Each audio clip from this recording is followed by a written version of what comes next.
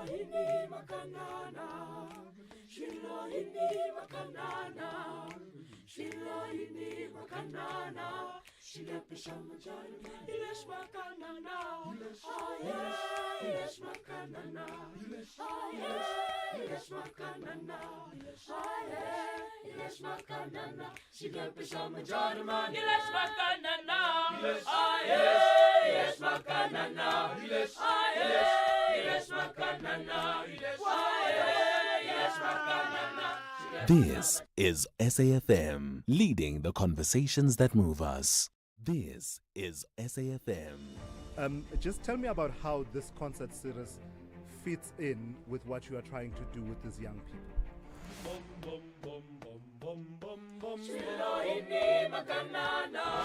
The reality is that private funders do not just thoughtlessly throw their resources around.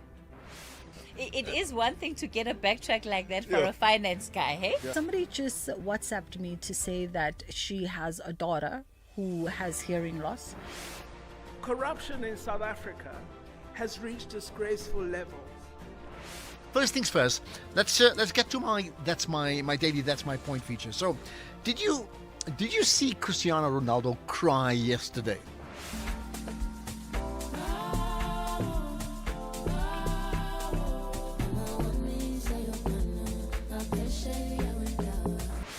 This is SAFM.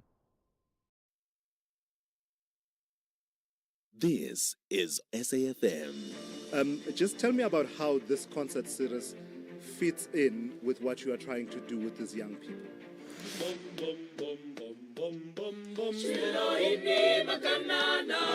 The reality is that private funders do not just thoughtlessly throw their resources around.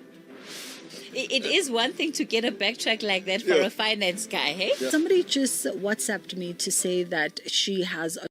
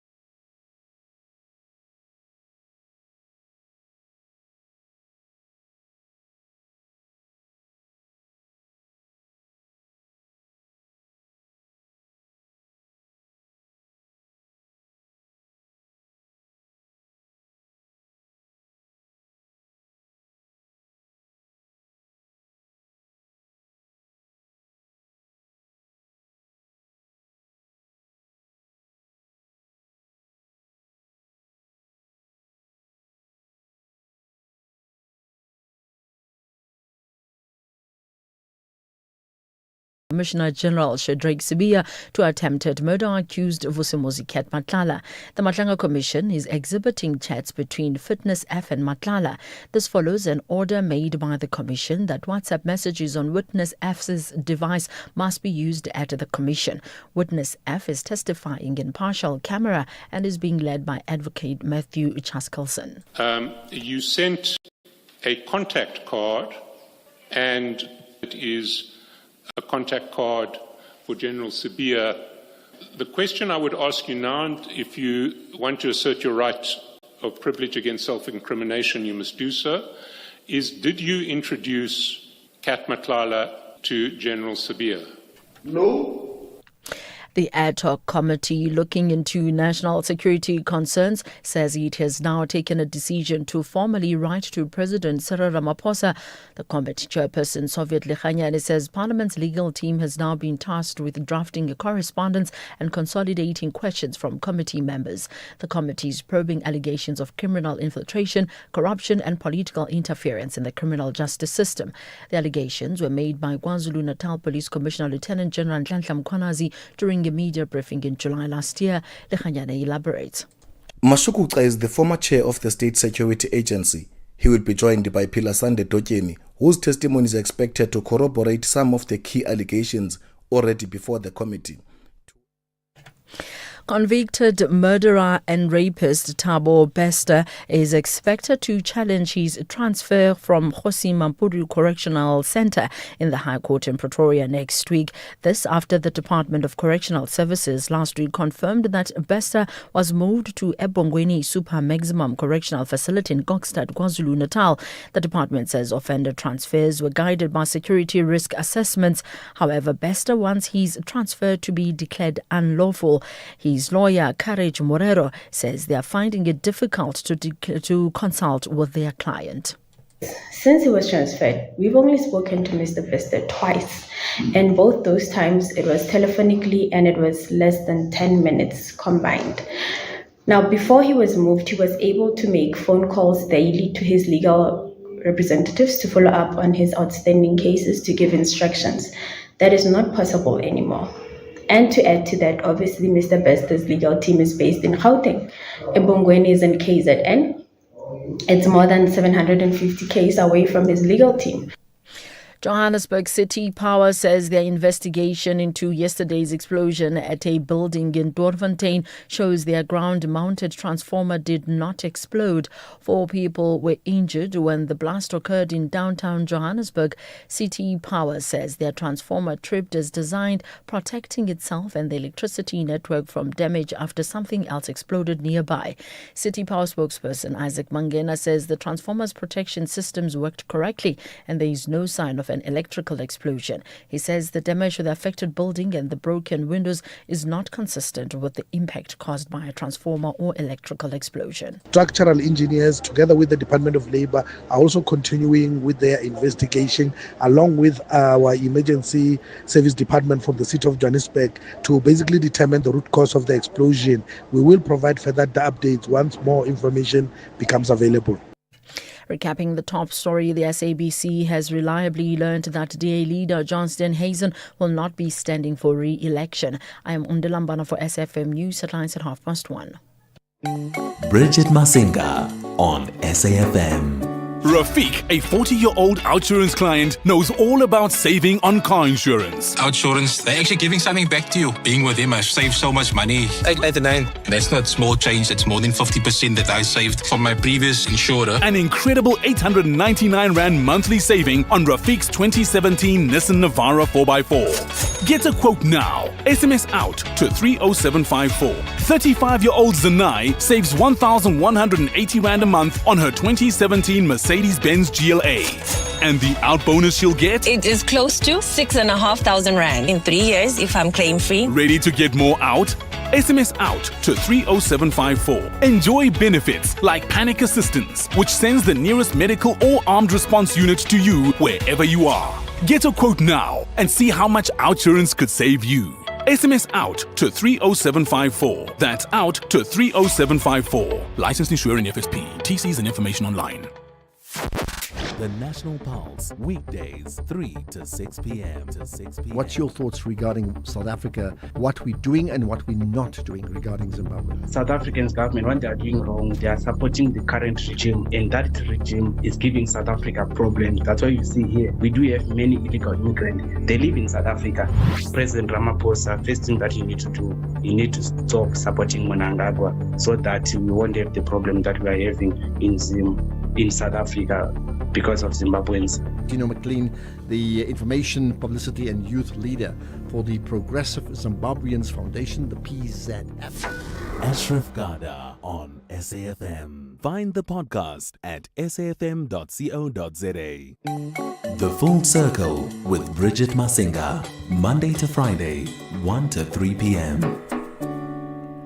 There's just so much that's happening, but also so much that's not happening, right? I was watching the stop-start processes of the Madlanga Commission this morning. I was almost certain at some point that we'll be seeing another delay. Thankfully, they managed to get day 52 underway. Hey, good afternoon to you. How are you doing? Hope you're having a great day thus far. It is blazing hot outside, blazing hot. I was in KZN this past week and it's, shame.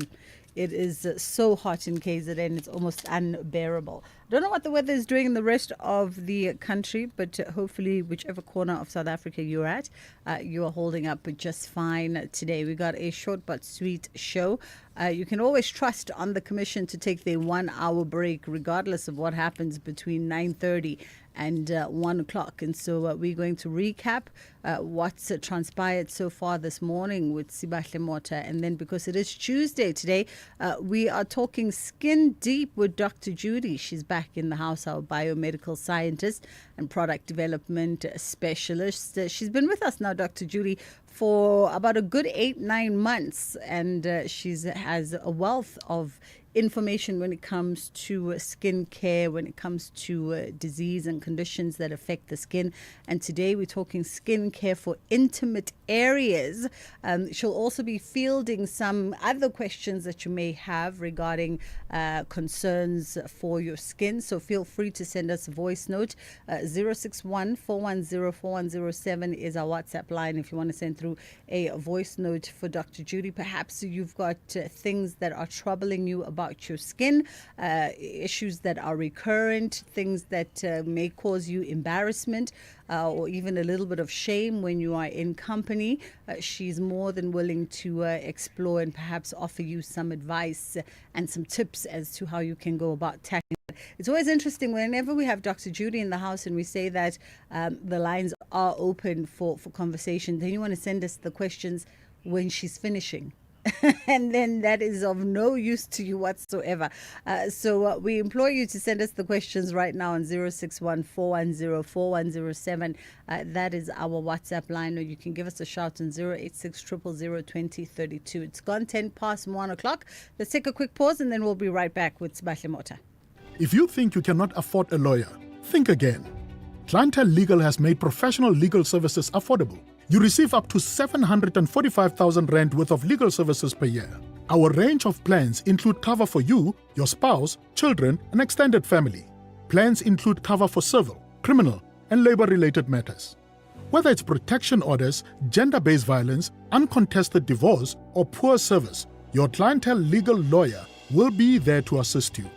Our services are convenient. Simply pick up the phone and call your lawyer or send us an email and we'll get back to you. All plans include a bail benefit of up to 5,000 Rand and we'll go to the police station and pay it for you. Plus, Clientele Legal offers you 24-hour telephonic legal advice. SMS SAFM to 32195. That's SAFM to 32195. Clientele General is an authorized FSP and licensed non-life insurer. T's and C's online. Standard rates apply. Call us on 086 000 2032.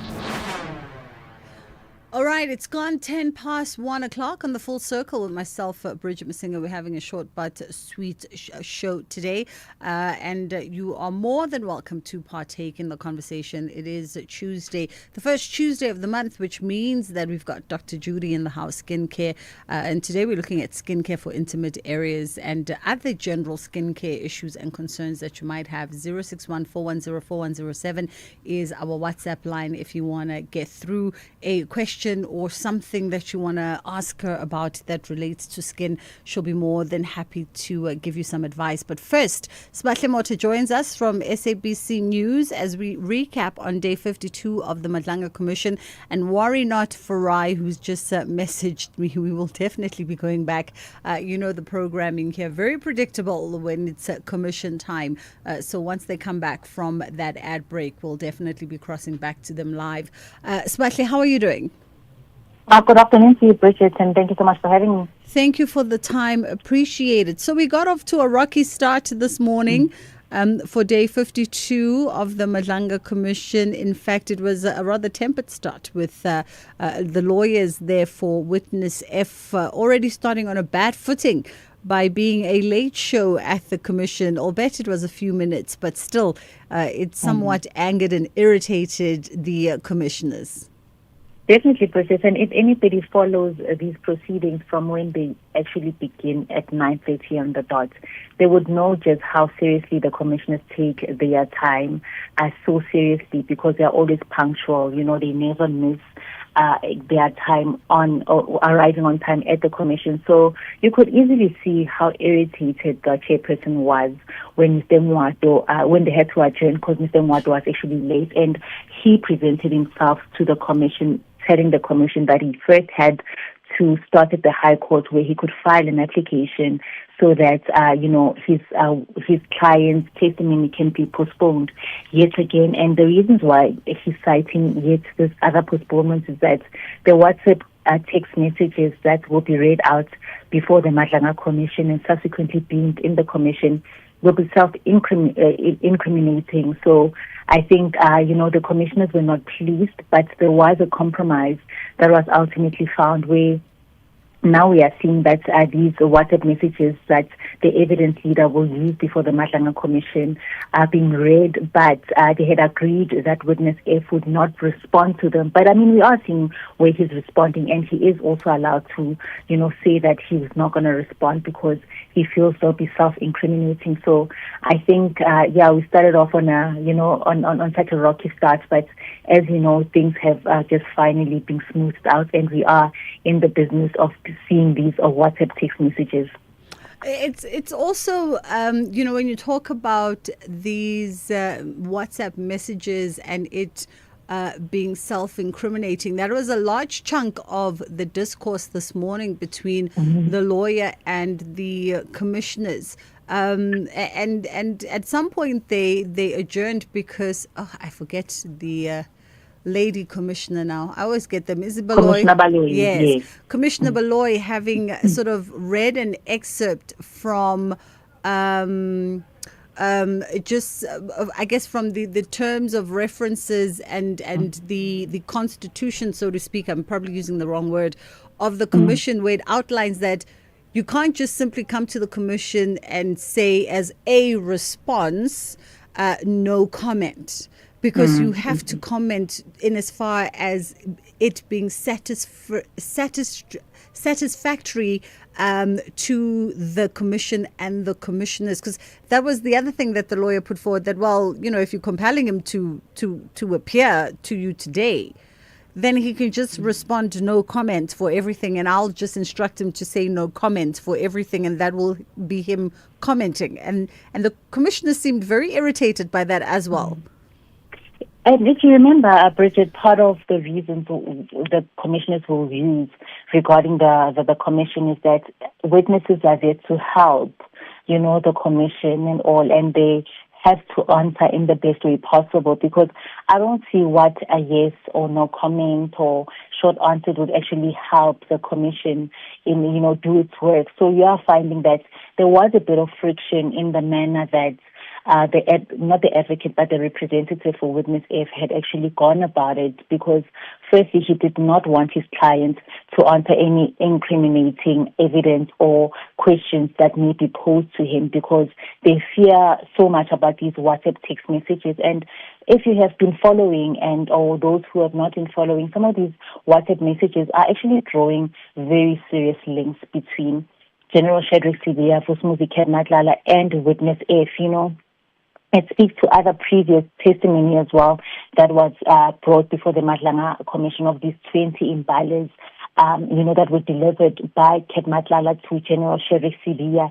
And now we've also heard information regarding the late former Deputy President, D.D. Mabuza, at the Commission. So, it's still early stages of these messages being read out, and one just needs to be patient and wait for some of these messages to come out. But again, I don't see how witness F could have dodged a lot of this evidence, seeing that he's one of the subpoenaed witnesses to appear. So, if you've been subpoenaed, it also means that you're not coming to the commission voluntarily, and you are being compelled to present yourself before the commission.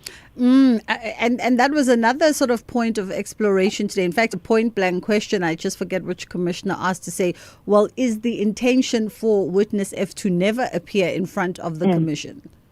No, definitely. This was Commissioner Khumalo, when he heard the argument that was, brought forward by Mr. Ngwato, that it sounds like they don't want him to appear before the commission. And if you take a step back, there are scheduling challenges should witness F not present himself before the commission, because there's a certain way that the evidence leaders have actually scheduled the hearings. And if you remember, this application that was brought by Mr. Ngwato to the High Court will only be heard on the 10th of February. So if, say now, the commission decides to move forward with all the other witnesses, and they have a timetable as to who should appear when, then when is actually witness F going to appear before the commission? It sounds like they are trying their best not to have him appear before the commission, but because of their experience, and they've sort of known and have dealt probably with so many similar cases, they know how to navigate such challenging situations. Sibahle Mota, we thank you for the time. We'll leave it there for this afternoon. That was SABC News reporter Sibahle Mota giving us a rundown on day 52 of the Madlanga Commission. A quick pause, and then we'll come back on the other side. SAFM has signed a code of conduct that is enforced by the Broadcasting Complaints Commission of South Africa. Under the code, we are committed to giving news that is accurate, comment that is fair, and programming that is not harmful, does not amount to hate speech, or contain violence or explicit sex. If you think we are not living up to that code, then you can inform the Broadcasting Complaints Commission of South Africa. Direct any complaints in writing to the Broadcasting Complaints Commission of South Africa. PO Box 142365. Craig Hall 2024. Fax to 011-326-3198 or an email to bccsa@nabsa.co.za. For more information, please visit www.bccsa.co.za.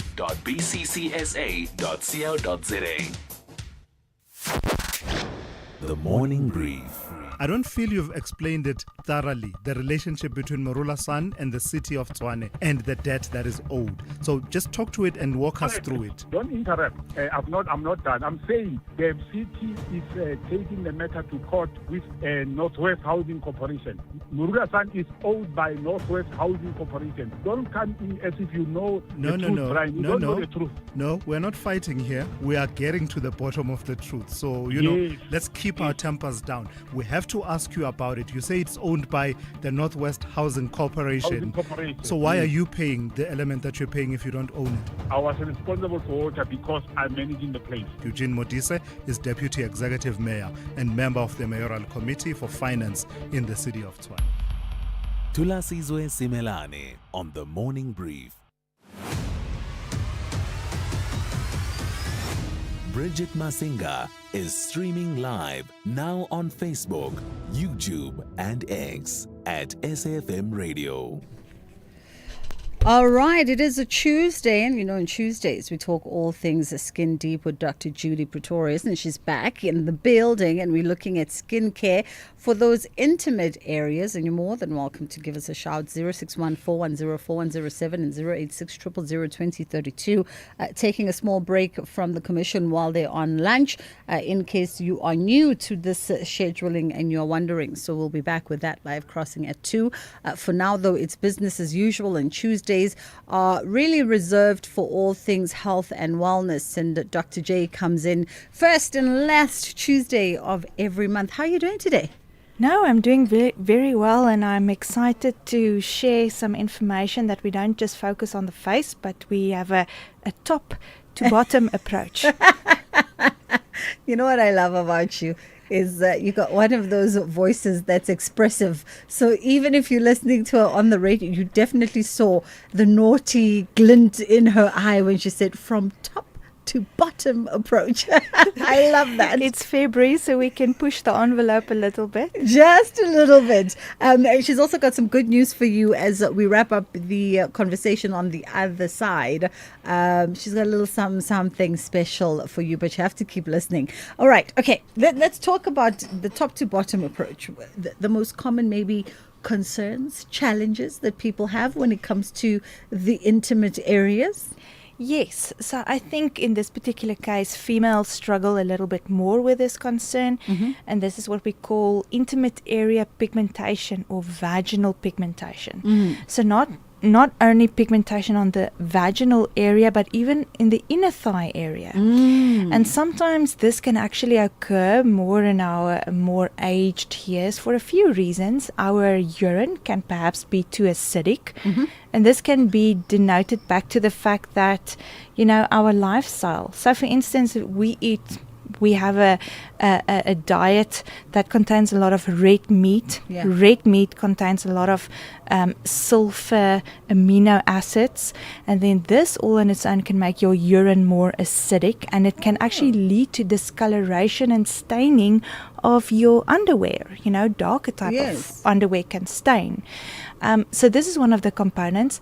What people don't realize is that the vaginal pH is typically between 3.8 to 4.2. So it is more acidic.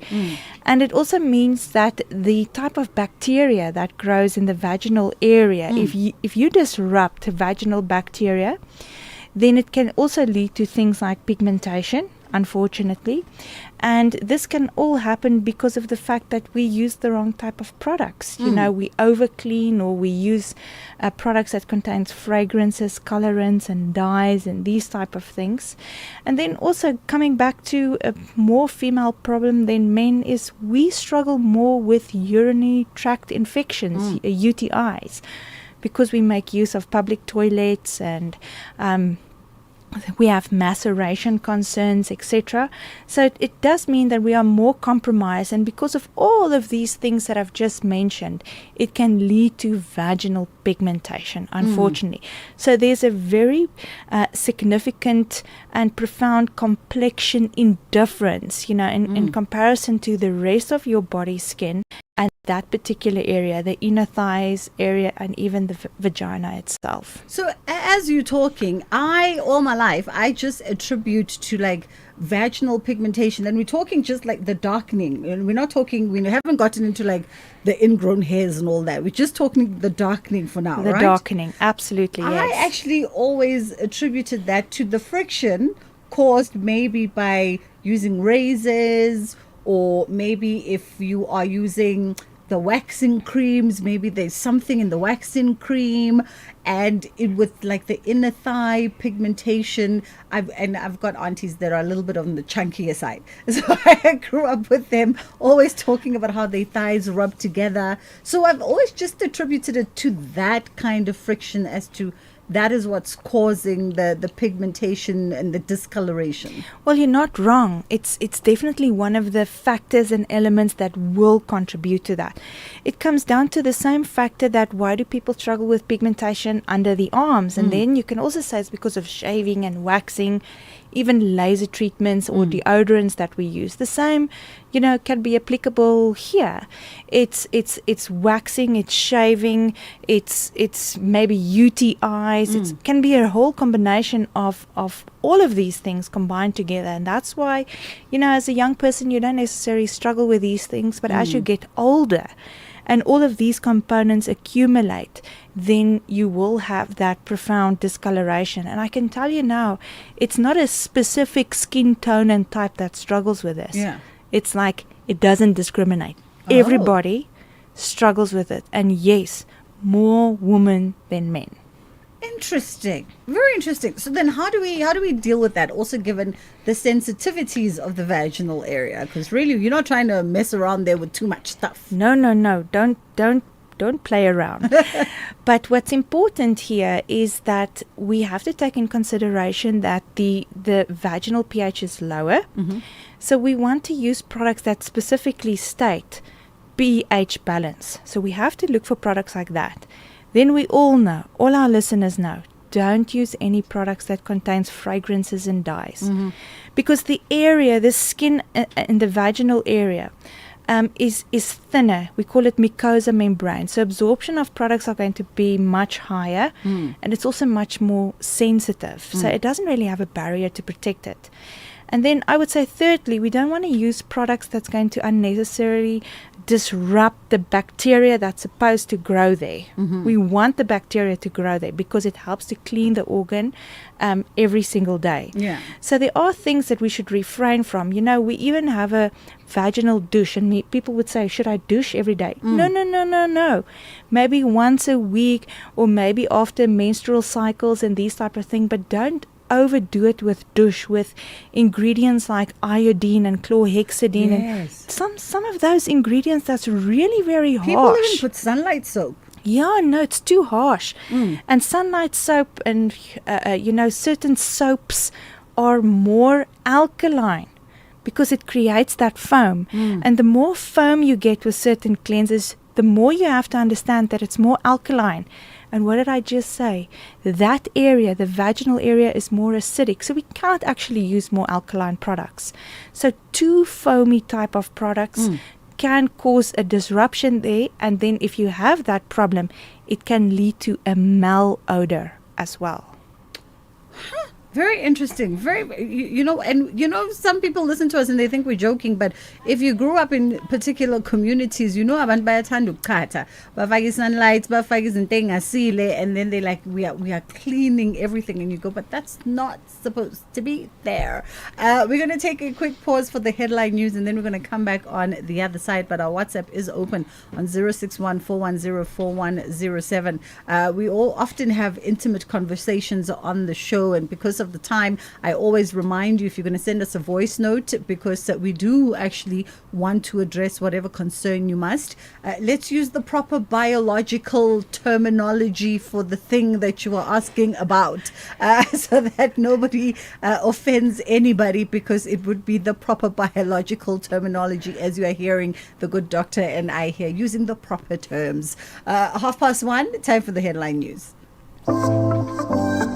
Wherever you are in the world, SAFM 104 to 107 is accessible. We're also streaming live on Facebook, X, and YouTube at SAFM Radio. We acknowledge and appreciate everyone tuning in and watching our streams. Stay with SAFM 104 to 107 as we bring you commission live, breaking stories, and thought-provoking lectures. SAFM, leading the conversations that move us. On the news headlines, the SABC has reliably learned that DA leader John Steenhuisen will not be standing for re-election. Witness F has testified that he did not introduce suspended Deputy National Police Commissioner General Shadrack Sibiya to attempted murder accused Vusimuzi Ket Matlala, and the Free State Department of Education has introduced an electronic survey system to monitor learner transport operators across the province. A full update follows at the top of the hour. For 90 years, one voice has informed, challenged, and connected a nation. SAFM, South Africa's national English public radio station. Established in 1936 as the SABC's very first service, the A program, evolving through the English service, Radio South Africa to SAFM in 1995, shaping thought and strengthening democracy. From a full-spectrum station to a trusted home of news and talk, SAFM continues to lead the conversations 90 years strong. SAFM, leading the conversations that move us.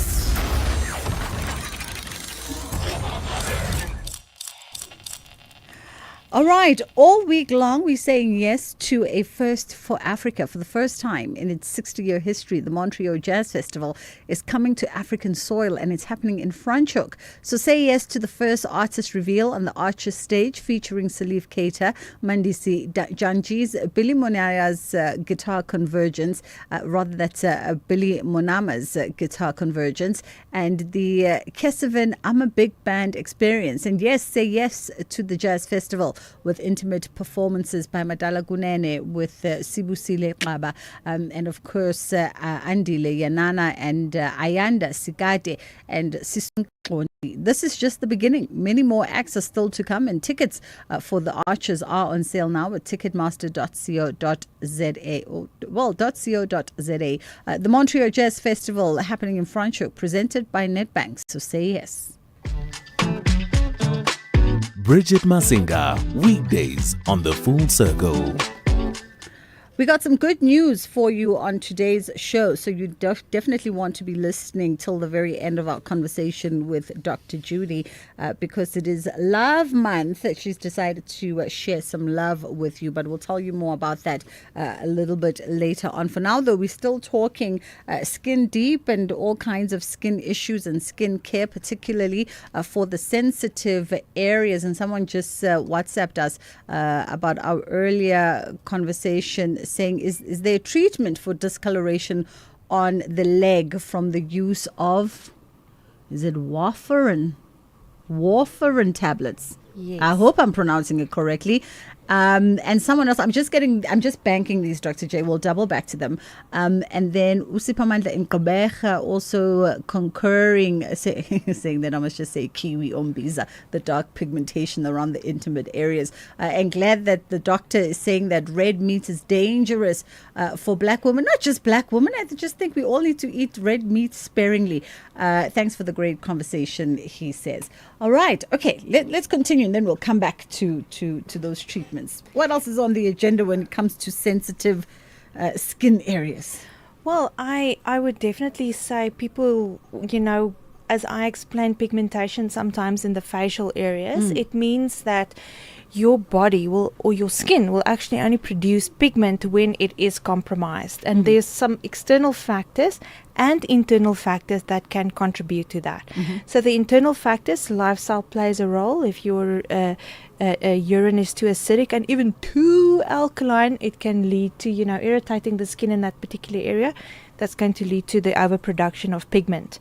The same comes with friction, like you've mentioned, and it can be if you slightly, your skin is that skin-on-skin contact, that maceration can cause irritation on the outer layer of the skin, and then people can start to develop pigmentation in these particular areas. And which is a bit of a shock, and it hurts my feelings, is when you develop pigmentation in the inner thigh areas, purely because of the fact that your skin is just dry and you just need to apply some form of a lotion to help you with some form of moisturization in that particular area.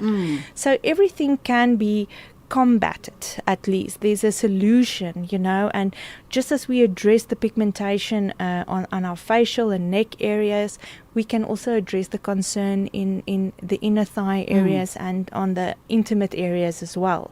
So, it's quite a big surprise, but can you imagine if you can use some of your facial skincare for down there?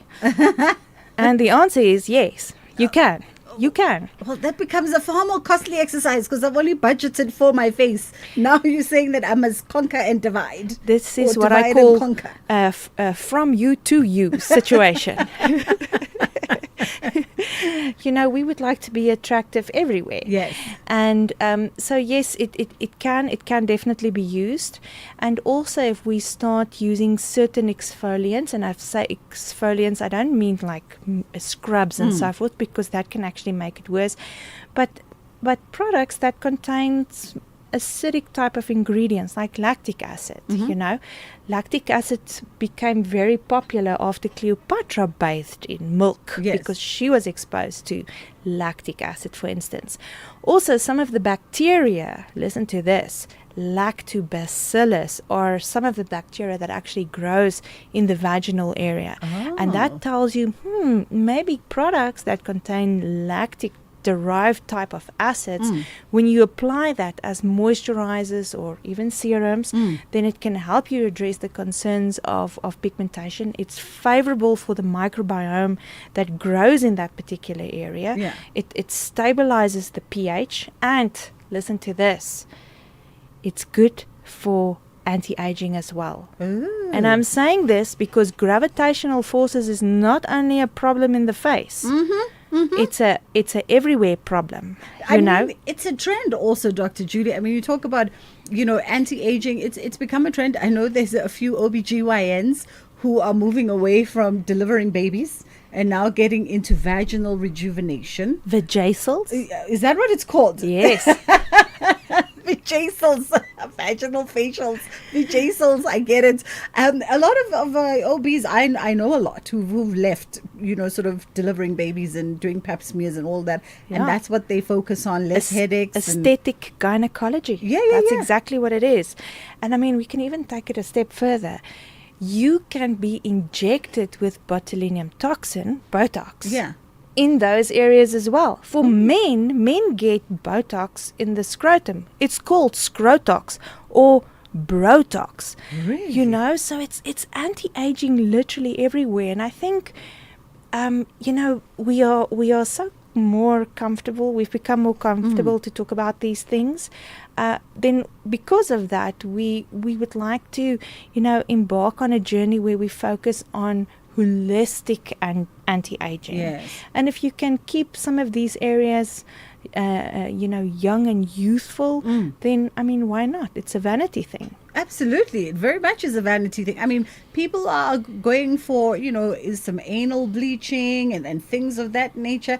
I've often wondered, firstly, and this is why you're here, obviously it's safe under the right kind of medical. Don't just go to any slow Joe and don't just use any kind of bleach, for instance. You got to go to a registered aesthetics doctor or someone who does that. Yes, absolutely. I think the moment when you purchase products from an unqualified person, or sometimes even, and I'm not saying online platforms are not safe, because there are many online platforms, but the moment you don't have good proper background on a product or people who sell it, and I'm saying it as respectful as I possibly can. I mean, many people do gardening and they grow a few plants in their garden, or they live on a plot or a farm, and maybe there's a few trees there, and they start to extract, and they say, oh, it's botanical ingredients.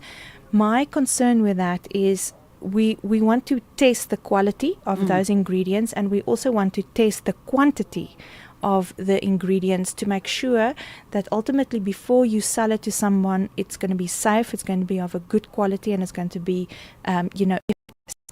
And I would like to put the emphasis on safety, because more often than not, people will purchase products, and they either purchase products from a friend or a family member or a friend of a friend, and then when they apply certain products, they don't necessarily know that the ingredients are too high or too low, or how it was preserved. Is there even bacteria growing on certain creams, and then it can cause more harm than anything else. So listen to this. Wouldn't it just break your heart when you purchase products, you spend money on it, and you apply it on your skin, wherever that may be, and that is actually the reason why it causes pigmentation, and that would just completely defeat the purpose. Absolutely. I want to get to some questions, and then maybe this will become one of the questions actually, for the gents especially, because gents are either shavers or those who use like hair removal creams, etc. But because the hair often is so coarse in those intimate areas, they suffer from a lot of like ingrown things. Yes. I know they're going to be shy to ask, so I'm asking on their behalf. Yes, absolutely. How do they deal with that? Again, a woman and a man problem, because typically women, we like to go for bikini waxing or shaving, and then we get this typical like very prominent razor bumps and ingrown hairs, and it's true, the hair is very coarse. So how to deal with that immediately? And one of my favorite ingredients is salicylic acid. Is get yourself some form of a cleanser or a serum that immediately after you shave or wax, that you apply this salicylic acid containing serum on that area, and then I promise you, you will not have an ingrown hair or razor bump. I promise you. It really works. It makes a huge difference. Oh, okay. I mean, I'm even going to use that trick and tip. We're just trying to load these WhatsApps, and I don't know why it's doing that loady situation, particularly for the voice notes. So as I try not to disrupt the ladies on the mouse, quickly just moving to some of the more written questions. Someone was saying, is there treatment for the treatment for the discoloration of the leg? I still don't know what is warfarin. It's spelled W-A-R-F-A. Warfarin is like a blood thinner. Oh, yeah. Okay. So the discoloration for that. And then someone wants to know, so what must we eat if you're saying we can't eat? You know, I didn't hear the doctor saying that red meat is dangerous for black women. Why is everyone saying for black women? I think it's a female problem. I promise you, it's a female problem. And pigmentation concerns all of us, really it does.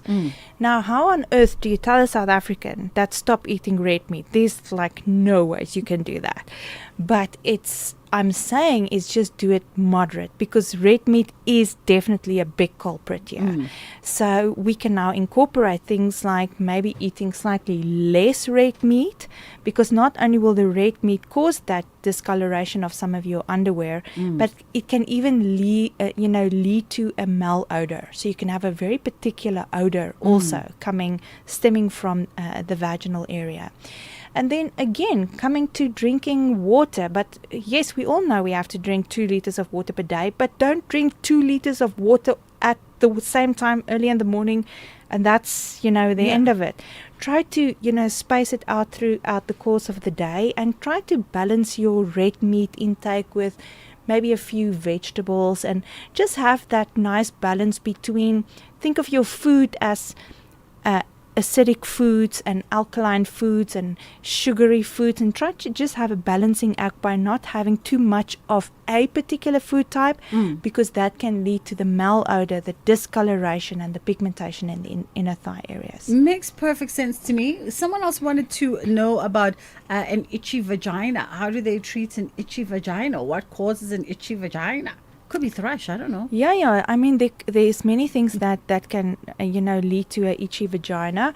One of those components is because of the mucosa membrane being highly irritated with products or lack of products that we use. There can be a disruption of the microbiome, the bacteria in that particular area. Or don't underestimate the fact that you may struggle with a UTI, a urinary tract infection. And sometimes, they are, and not that I want to have people diagnose themselves, but you can go buy some of these urine dipsticks at your local pharmacy. And then you can, urinate in a cup, for instance, and you can stick that dipstick in there, and then you'll physically be able to measure your own urine pH. And there's one thing that you should have, be on the lookout for, is your leukocyte count. In other words, your white blood cell count. If you see that it's out of specification because that dipstick changes color, then it can be because you have a potential infection. And also, if you pick up on either a high sugar content, that will give you an indication that the kidneys and so forth are really struggling to detoxify. And what else? Even we call it specific gravities ingredients, where perhaps you are drinking too many medication all at once. You know, people have to drink medication, but is it really necessary to drink all your pills and tablets and capsules at the exact same time? Can you not only also spread that out? Because sometimes these things can lead to a disruption in your intimate areas, and the moment you start seeing that, but the urine has a very distinct color, like a brownish or a cola-like color, then it can be indicative of the fact that something is wrong. So interesting. And now you're warming up just as we're running out of time, and we want to get to the good news. Let me see. What is this? What does this say? I used to get some drying accompanied sometimes by minor foreskin tearing around about spring once in a couple of years, but that has suddenly all disappeared now. What could have caused this? I used to moisturize a lot when the dryness occurred. Thanks, Anonymous. Well, Anonymous, I mean, think about where our skin is, from the scalp to our intimate areas. And all of these areas require moisture retention, and it loses moisture during the course of the day. And ingredients that helps us retain the moisture is hyaluronic acid, and even mixed with other inactive ingredients like glycerin. We all love glycerin. So these components can actually help to keep the skin hydrated and moisturized. And never ever underestimate that you can only moisturize the skin intermittently. It's a daily thing. It's like brushing your teeth. You have to do it. Absolutely. I want to sneak in one more, Dr. J, so that we can get to the good news. Let's get to the voice note quickly. Let's have the conversation. WhatsApp voice notes on 0614 104 107. Yes, no, that is true, man. I actually, in fact, also had some razor bumps and so forth like that. So I stole some of my wife's Nolia skincare. I think it's called an Essence, just to check how it works on my skin.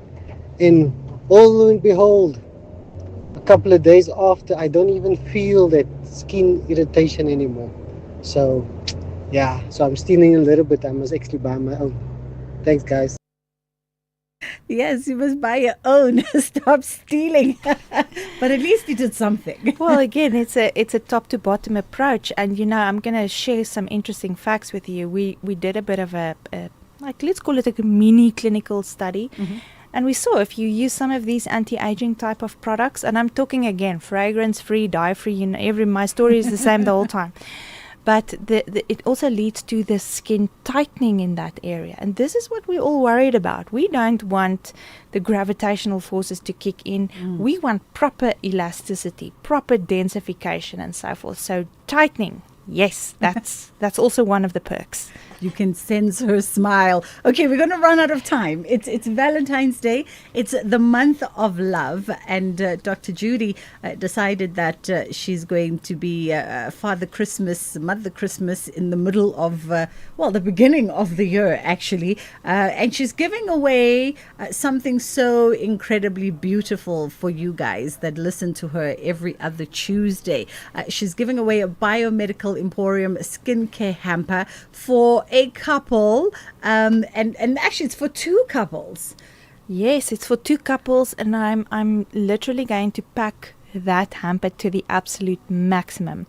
We're going to have some products in there good for your scalp treatments. We're going to have products in there for moisture retention, anti-aging, even sensitive skin, even some Q10 tissue oil for massaging, and of course, because I mentioned it and it's the whole topic of today, maybe one of these intimate area serums and a few other accessories and goodies, just to compile the pack properly for people to never ever forget how special this hamper is. Oh, look at that. Well, listen, it's very simple. We don't make things complicated here when we're giving away nice stuff. So if you want to stand a chance of winning that Biomedical Emporium skincare hamper for two couples, valued at 5,000 Rand each, all you have to do, I love this, it was my suggestion, is share your love story, because every love story is unique. So I want to know about about your meet cute. How did you meet and what has kept you together? It's really that simple. Send us a WhatsApp voice note to 061-410-4107. That is our WhatsApp line. If you can keep it like in a minute and a half, that would be great. And then we will be announcing the winner when Dr. Judy is back again on Tuesday, the 24th of February, 2 days before my birthday, right here on the Full Circle, because love is skincare. 061-410-4107 is that WhatsApp line. Send through how you met your person and what has kept you all together, and you could be walking away with that Biomedical Emporium skincare hamper valued at 5,000 Rand each. Dr. J, we'll see you at the end of the month. We shall see you at the end of the month. Lots of love, and remember, love you feel by touching somebody's skin. Oh. You are listening to The Full Circle. This program is brought to you by SABC Education, enriching minds, enriching lives.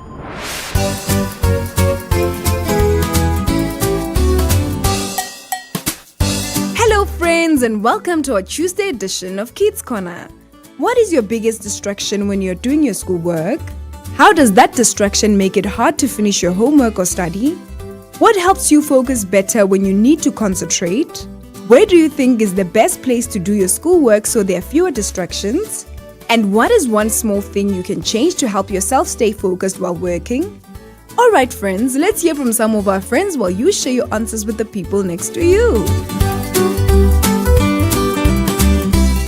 Good day, my name is Monet Angel Nangabera. The biggest distractions while I'm doing schoolwork include social media, TV, siblings, and talking to your friends. So those distractions, they make it harder for me to finish my schoolwork because some way, somehow, I will stop concentrating on my schoolwork and it's gonna be tough for me to get back on track. So for me to focus better or to cope with it, I listen to music while I'm doing my work, or I just take short breaks in between while I'm doing my work. That way it's easier for me. And I also give my phone to an adult who's there with me at that time. The best place to do your schoolwork does vary. You need to, first of all, you need to be in a quiet, comfortable spot with good lighting, or you cannot do your schoolwork in class because there are going to be a lot of distractions. Might be noise coming from your classmate. It might be a friend distracting you. You basically need to do your schoolwork at home at a place which is quiet, where you know that there are no distractions, where you know that you will do your schoolwork very nicely. One small change to stay focused in our schoolwork could be setting a timer, a timetable, or a specific work period, or even removing distractions from the workspace. Thank you and have a lovely day. Hi everyone, my name is Yolanda Mzobe. I am 12 years old. My biggest distraction is when I'm doing my schoolwork and there is a lot of noise. It makes me feel harder to finish and understand what I'm really looking forward to. Something that helps me focus better when I need to concentrate is when there is silence. I think the best place to do schoolwork is in your room or a quiet place. One small thing I can change to stay focused while working is to go to a room alone and stay focused no matter what. Thank you, everyone. I get distracted by anything and everything. The things that distract me the most is probably people or music that's not my own. I usually just try to ignore them and block them out. Sometimes it can affect my schoolwork negatively because I may not be able to focus and I won't be able to finish my homework or to study. Sometimes just peace and quiet helps me stay focused, or listening to a podcast. I personally don't really think that I need much help. As long as I have silence and my podcast, I will be perfectly fine. Thank you. My name is Tsuweng. I do sometimes get distracted when I'm trying to do my schoolwork. And the thing that really distracts me is my little sister, and sometimes my dog barks and it can be a little irritating. And sometimes when my parents also wash the dishes, when my parents are cleaning and I'm trying to do my work. What I've tried to do about it is I've tried to put on earphones and listen to calm, steady music, and I also put on noise cancelling headphones so that I don't get any distractions or any little sounds that will disturb me while I'm doing my schoolwork. Honestly, it hasn't really affected me at all negatively. It's just irritating. The thing that really keeps me concentrated when I'm doing my schoolwork is listening to Mozart music or study music or calm music, because it also helps me remember the things in school that I learned. Honestly, just for me personally, I don't think honestly I'll learn from distractions. I hate distractions so much. Even when I'm in a conversation or even when I'm playing on my gaming console, I just hate distractions. Hello everyone, my name is Duruetang Ndlu. Yes, there are things that sometimes distract me from my schoolwork. I really enjoy watching vlogs and choreography videos on YouTube. I also like playing The Sims 4 and games on Roblox. Usually, I do all my homework and studying first before playing any games or watching YouTube. My mother also takes my electronic devices at 6 p.m. on school nights, and I spend the most time on YouTube during the weekend. The best way to deal with academic distractions is to do all your academic work before going out to play or playing games. Also, parents should keep an eye on their children's academics and limit their time on electronic devices. Children can make learning more fun by watching educational videos on YouTube. My name is Lorraine Moyo. Yes, there are a lot of things that distract me from my schoolwork. It's always thinking of going home and watching TV. What I think will help me not do these things is if I come home, do all my work that needs to be done, for example, my homework, then think about all the other things. Also, I don't always need to be reminded to do things. Children, if you're listening to this, you don't always need to be reminded to do things if you know that you're supposed to do those things. And at school, just think of making your teacher satisfied with your work. So if you are ever distracted, just always think of finishing up the job. Then when you're done for that time and can rest all you want.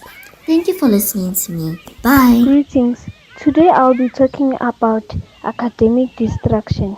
When I am at school and doing my schoolwork, I am never distracted because I have a lot of focus, especially if it is on schoolwork.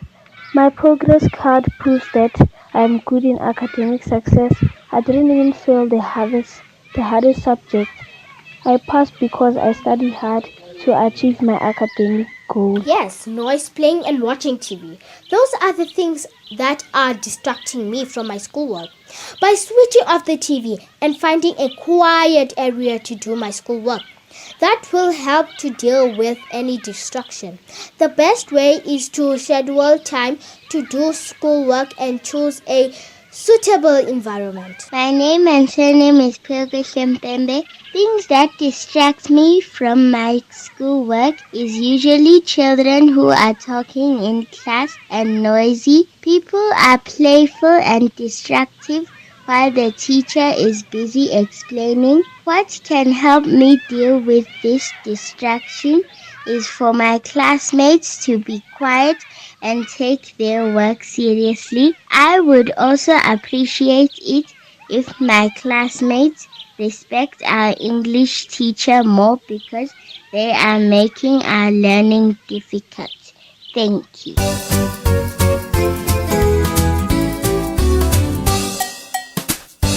Thank you, friends. It's always great to hear from you. Distractions are things that take our attention away from our schoolwork and make it harder to learn. Common distractions from learning include phones, television, noise, playing, chatting, or feeling tired or hungry.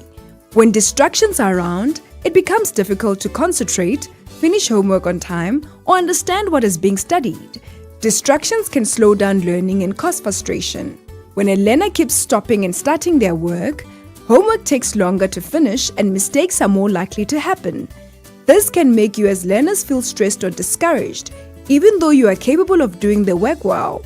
Focus becomes easier when you create good study habits. Working in a quiet and tidy space, such as a desk or table away from noise and screens, help the brain concentrate better. Having all school materials ready before starting also prevents unnecessary interruptions. Small changes can make a big difference. Turning off the television, putting phones away, taking short breaks, and setting a specific time for homework all help learners stay focused. Eating a healthy snack and getting enough rest also help the brain stay alert and ready to learn. Learning to focus is an important skill that helps us as learners succeed at school and in life. When we as children practice concentrating, We build patience, self-control, and confidence in our abilities. Step by step, focus becomes stronger and learning becomes easier and more enjoyable. By choosing good habits and making small positive changes, learners can take control of their learning time and do their best work. A focused mind is a powerful tool for growth, success, and confidence. That's it for today, friends. See you next time.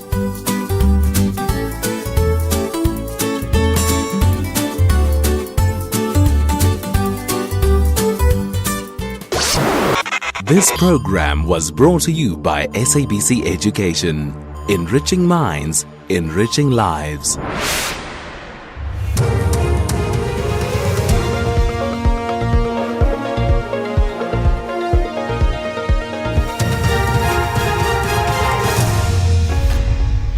On the top stories, update on Rand water supply systems, and Witness F testifies he did not introduce General Sibiya to Ket Matlala. For SFM News, I'm Ondelambana, and a very good day. Rand Water says its water supply systems have fully recovered and water is now being pumped at full capacity. However, the utility warns that high water use in Gauteng, especially in Johannesburg and Tshwane, is putting pressure on the system. Rand Water spokesperson Makino Simaru. Rand Water is continually engaging the metros to find solutions. The Midrand area has a long-standing problem of high water consumption, exacerbated by growth of both formal and informal settlements. This problem is well understood by Johannesburg Water, and the entity has embarked on upgrading the Midrand systems. The SABC has reliably learned that DA leader Johnston Hazen will not be standing for re-election. He is expected to make the announcement at a media briefing in Durban tomorrow, where he started his political career some 30 years ago. Despite this development, the party's federal chairperson Helen Ziller denies any tension within party ranks. No, we're not going to our Congress fractured, I can guarantee you that. We've certainly turned that corner and we recover very quickly in the Democratic Alliance. In the Democratic Alliance, we don't do what the ANC's had to do in Johannesburg, which is the Secretary General has reported one faction of the Johannesburg region ANC to the police. To the police. And he's basically telling the whole of South Africa and Johannesburg that they committed fraud and that I've got to take them to the police to get the police investigating. Witness F has testified that he did not introduce suspended Deputy National Police Commissioner General Shadrack Sibiya to attempted murder accused Vusimuzi Ket Matlala. The Matlanga Commission is exhibiting chats between Witness F and Matlala. This follows an order made by the Commission that WhatsApp messages on Witness F's device must be used at the Commission. Witness F is testifying in partial camera and is being led by Advocate Matthew Jaskelson. You sent a contact card, and it is a contact card for General Sibiya. The question I would ask you now, if you want to assert your right of privilege against self-incrimination, you must do so, is did you introduce Ket Matlala to General Sibiya? No. The Free State Education Department has introduced an electronic survey system to monitor learner transport operators across the province. The system allows school principals to submit weekly reports on punctuality, vehicle compliance, permits and safety issues such as overcrowding and speeding. Department spokesperson Howard Ndaba explains. And we're calling on community members, the parents, to report to us if they suspect that there's any, transgression of the law. This form, which I'm ready to call it an app. It's not an app, but it's an electronic survey form where we are monitoring the performance of these operators. And we're hoping that it will go a long way in making sure that our learners are safe.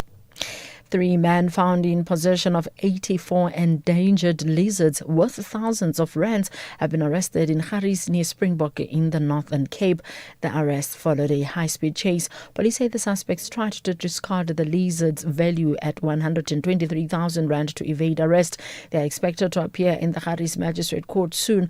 Police spokesperson Ivan Measurman. An off-duty police official who, after receiving information from the station commander of Red VW Golf with 3 3 male occupants was allegedly involved in illegal activities related to armadillo-girdled lizards in the area. At approximately 9:45, police members spotted the vehicle and attempted to stop it. The driver drove recklessly in an attempt to evade the arrest. During the pursuit, the complainant observed the suspects throwing objects from the vehicle, which were later identified as armadillo-girdled lizards. Recapping the top story, Rand Water says its water supply systems have fully recovered and water is now being pumped at full capacity. I'm on Dilambala for SFM News. Headlines at 2:30. Bridget Masinga on SAFM. There are routines we all love. Morning and night skincare routines, exercise routines, even new routines like meal prep, journaling, and chemo. That last one hit differently, didn't it? The truth is, over 99% of cervical cancer cases are linked to the human papillomavirus. So if you're a woman between 15 and 44, act now. Ask your healthcare provider about the HPV vaccine. This message was brought to you by MSD. Clientele is here to safeguard you and your family with compassion because life happens. Be part of a family that truly cares. Our funeral dignity plans have helped South Africans bury their loved ones with dignity for more than 30 years. Let us help you create a meaningful tribute that honors your life and those of your loved ones. We pay out within 24 hours and you will get double accident cover with a clientele funeral plan. Our plans are affordable. Pick the option that suits your needs. Easy to apply, no medical examinations and no paperwork. SMS SAFM to 48031. That's 48031. Clientele Life is an authorized FSP and licensed life insurer. T's and C's online. Standard rates apply. This week, we're inviting you to say yes to music that feels close at the Montreal Jazz Festival in Franschhoek. The Jazz Village is where generations, genres and stories meet with Madala Kunene and Sibusile Xaba, alongside some of South Africa's finest jazz musicians. These are the first Jazz Village artists announced, with more performances still to come as the program unfolds. It's all part of a 3-day multi-genre festival where Montreal meets Africa for the very first time. Tickets for the Arches stage are on sale now at ticketmaster.co.za. Jazz Village shows are ticketed per performance. Details coming soon. Say yes. As the nation seeks answers, SAFM brings you live, uninterrupted coverage of Parliament's ad hoc committee investigating allegations made by KwaZulu-Natal Provincial Commissioner Lieutenant General Nhlanhla Mkhwanazi. You can also stay up to date with the Judicial Commission of Inquiry into criminality, political interference, and corruption in the criminal justice system. Stay informed, stay connected. Tune in live on SAFM 104 to 107 and follow the coverage across our digital platforms live on Facebook, X, and YouTube at SAFM Radio. SAFM, leading the conversations that move us.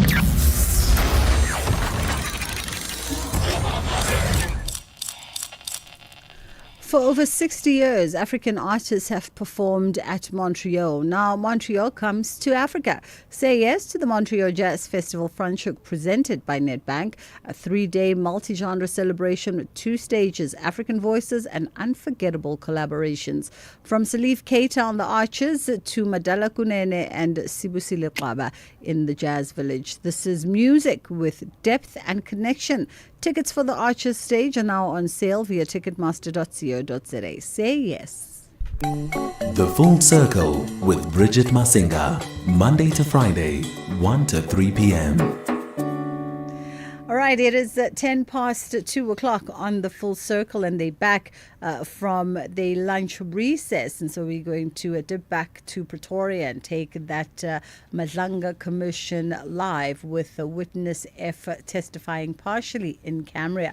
Got off to a rocky start this morning, but it seems that all things are all system go right now. Should it all go uninterrupted, this broadcast should run us till the top of the hour, where then Ashraf Gada takes over for the National Pulse at 3. So from us, this should be it. Like that.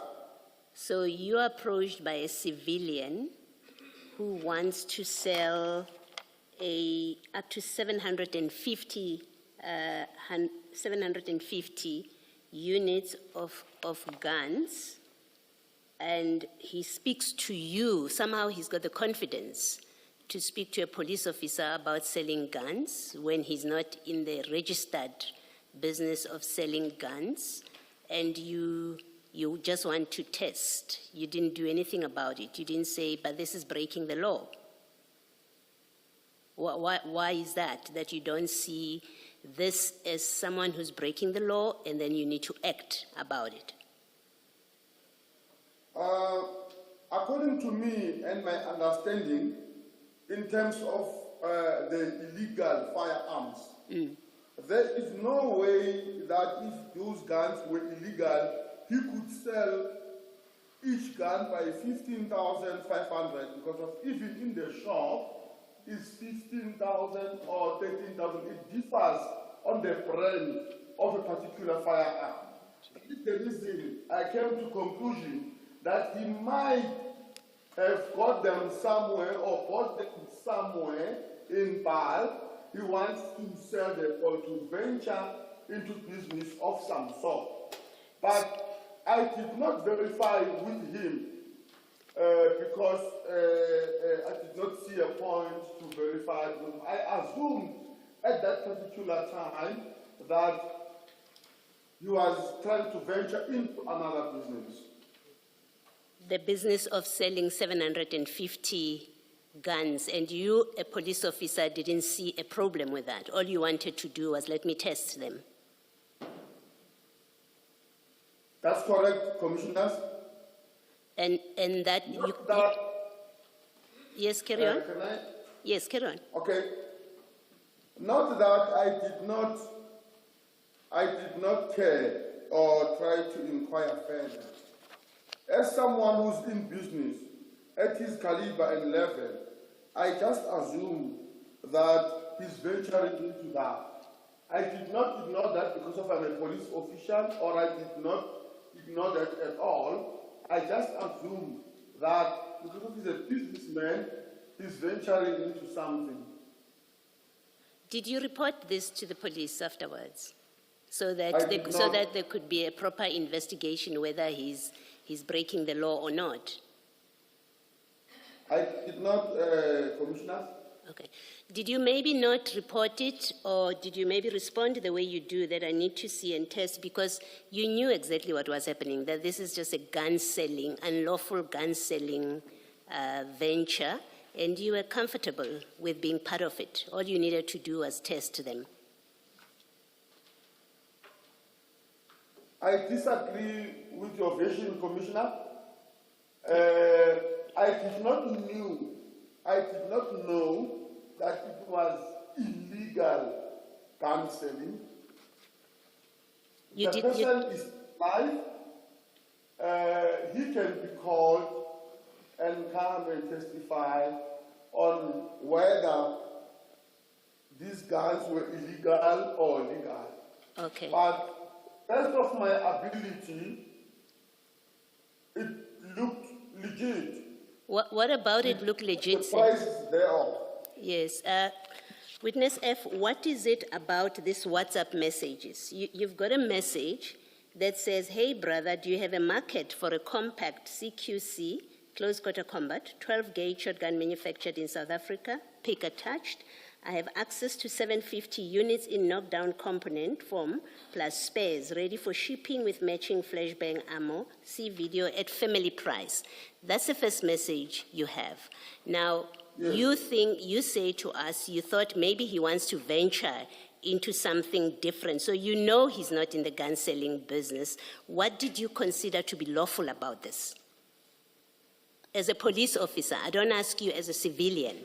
I ask you as a police officer who does have a legal duty to act when a crime is committed, an offense is committed in their presence. That's the premise of my question. You have that responsibility. Someone is asking you to find buyers for 750 firearms. I think guns, I don't know the difference between firearms and guns, whether it has anything to do with caliber.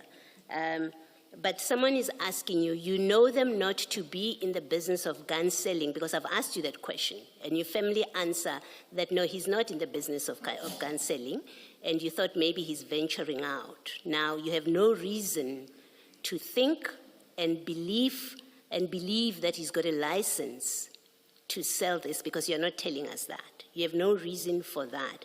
As a police officer, how is it responsible and lawful that you don't act against what is prima facie an offense being committed by asking you to find buyers for guns?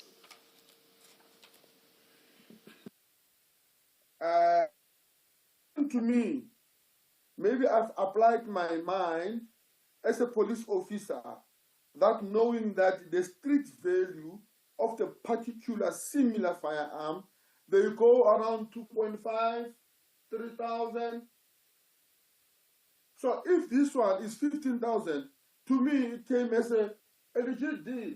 And this guy, knowing very well that I'm a law enforcer, he would not have sent me stolen firearms or firearms are to be used to commit some sort of crime, knowing that I'm a police. All right. Thank you, Witness F. Thank you. You've answered me. Thank you. Thank you. Can we go to page 696 of the same bundle?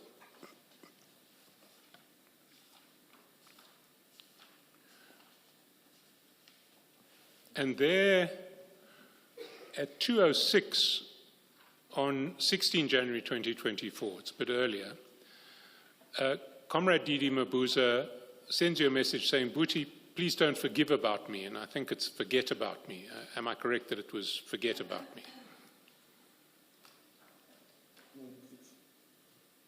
I'm still checking.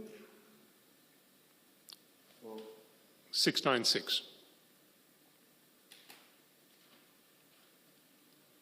Yes, I see that, Commissioners. And is that, was it really meant to read, please don't forget about me?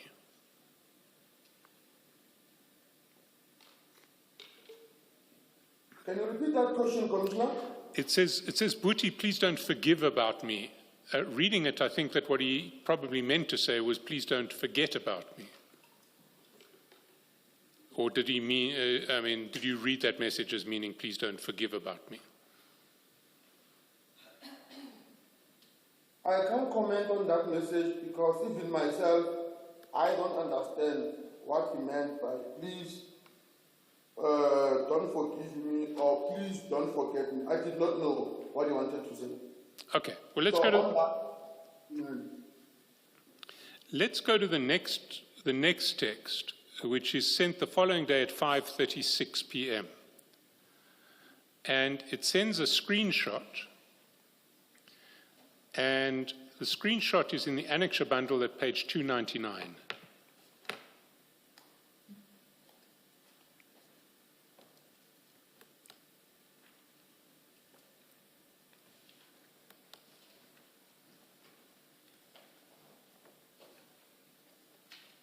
Yes, I see. And the screenshot seems to be a screenshot of a message sent by Comrade Didi Mabuza, Deputy President, to Jerry Kazi. And because it's sent... Sorry, Advocate, we lost you. So give us the page number at again. 229 of the annexure bundle.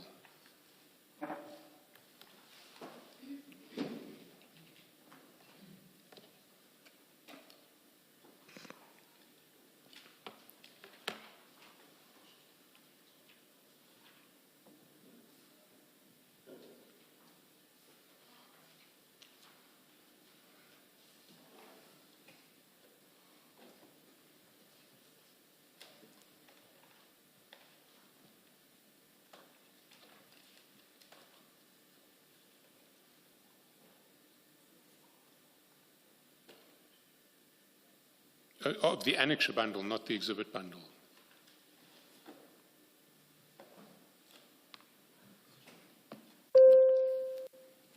page 229. Okay, I confirm. Sorry.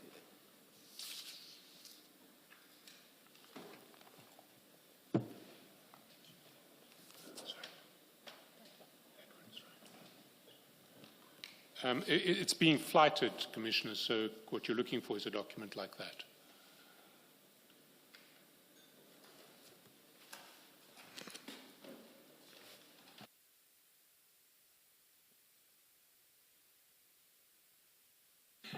And so this is a screenshot that was sent to you by the person described as Comrade Didi Mabuza, Deputy President. And it's a screenshot of his conversation with someone who's saved on his phone as Jerry Kazi. Do you know who Jerry Kazi is? I don't know him. You don't know him. Yes. It says, firstly, the time on the screenshot is 1736, which is the same time it was sent to you. That we'll see is reflected on page 696. It says, "Okay, Kazi," this is Jerry Kazi speaking, "I've got an issue." There's then a voice note and a voice call. He then shows, Jerry Kazi then shows a Teams meeting calendar entry and says, "I have an urgent special exco now at 6. And the person described as Comrade Didi Mabuza says, "You will indicate."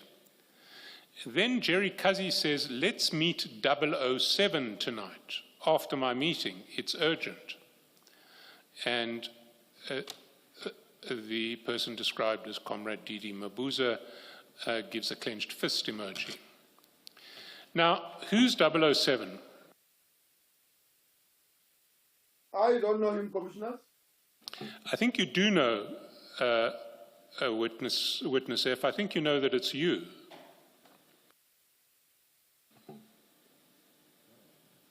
Commissioners, my name is that one of that one.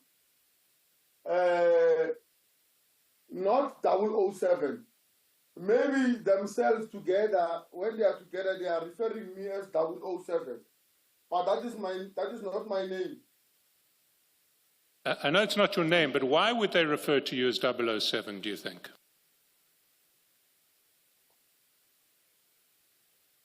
I don't know. I would not know.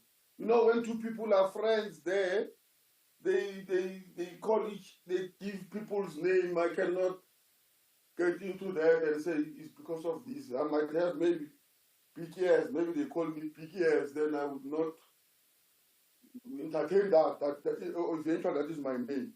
But I can confirm 00 or 000 is not my name.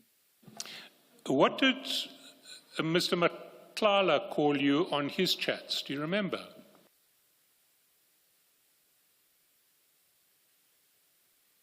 You call me what, Commissioners? What did Mr. Matlala call you on his chats?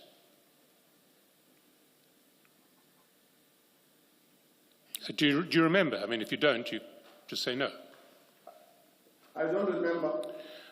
What you'll see when, if you look at the chats that were attached to your notices, is that he referred to you as Colonel and then your name, brackets, 00.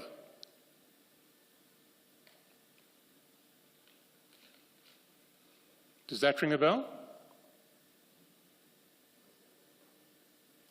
I don't know how to answer that. Do you know what 00 signifies in the James Bond movies?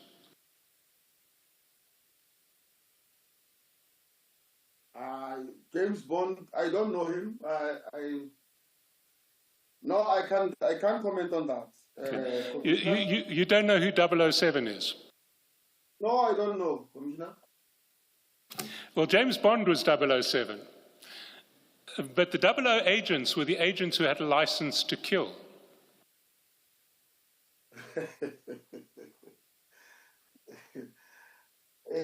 No, okay, now I know, Commissioner.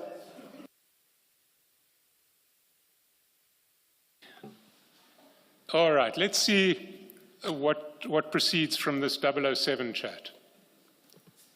If we go back to page 229 of the annexure bundle, you'll see that the last text from Jerry Kazi was, "It's urgent."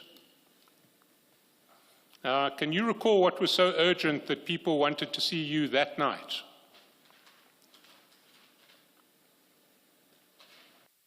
Firstly, I would not say they wanted to see me, because at that time, my name is not 007.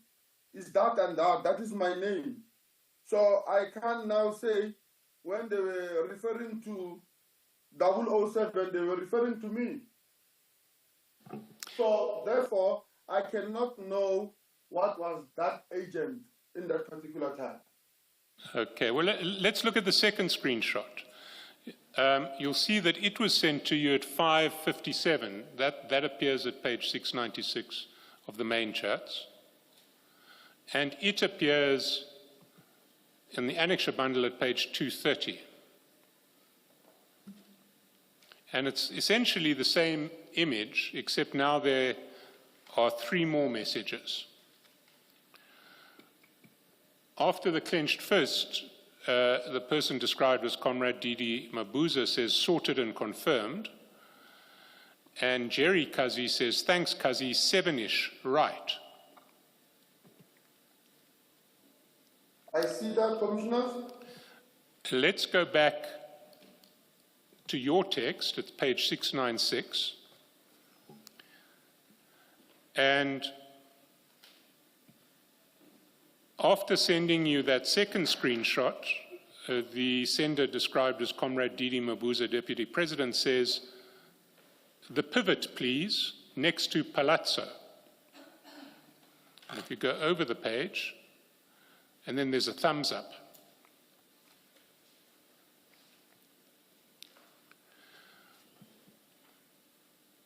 Why was he giving you these screenshots and these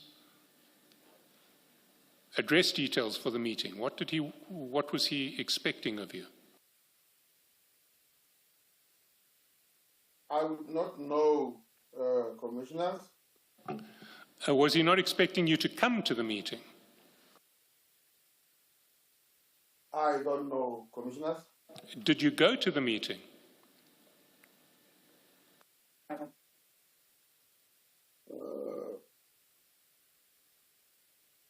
I can't remember, Commissioners. Well, maybe let me jog your memory. If you go to 533 of the evidence bundle,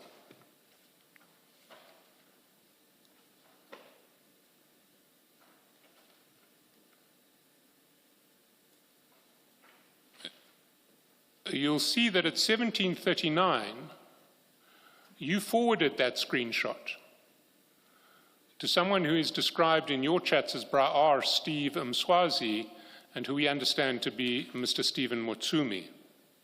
So let me ask you 2 questions. First, is Bra Steve Mswazi Stephen Motsumi?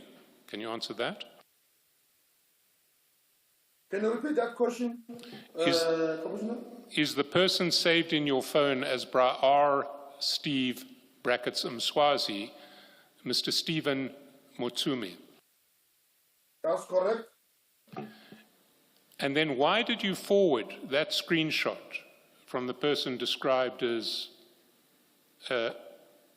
Comrade Didi Mabuza, Deputy President, to Mr. Motsumi on the 17th of January 2024 at 1739?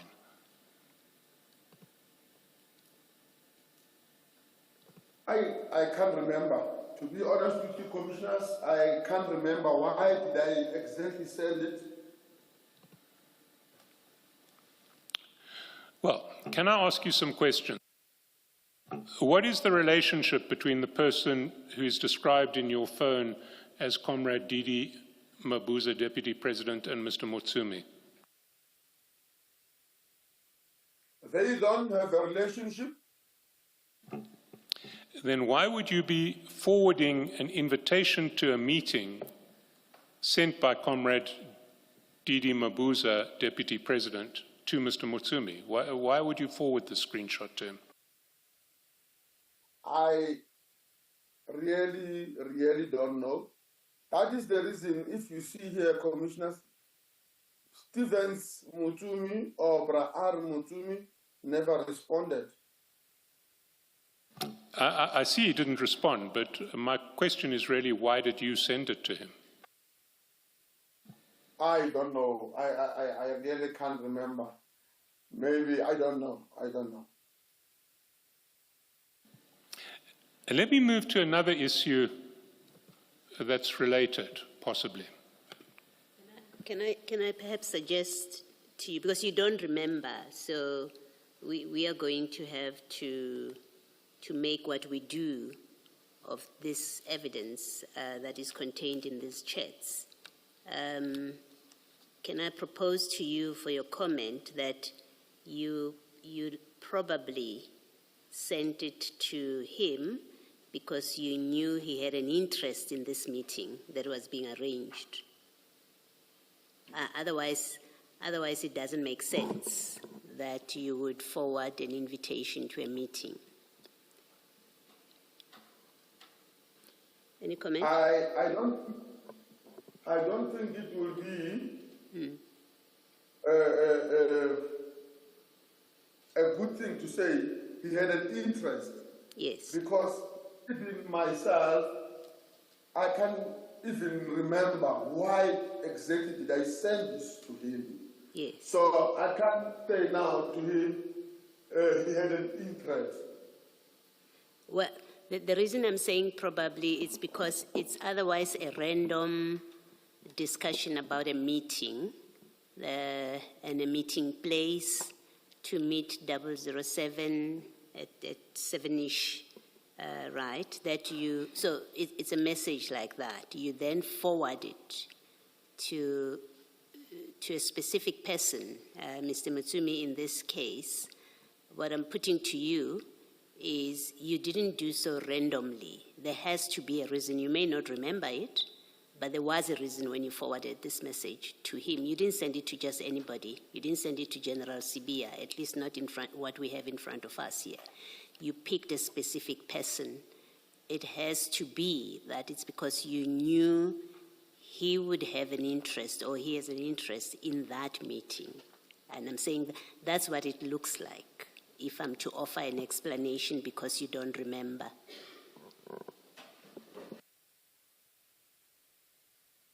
Do you have any comment?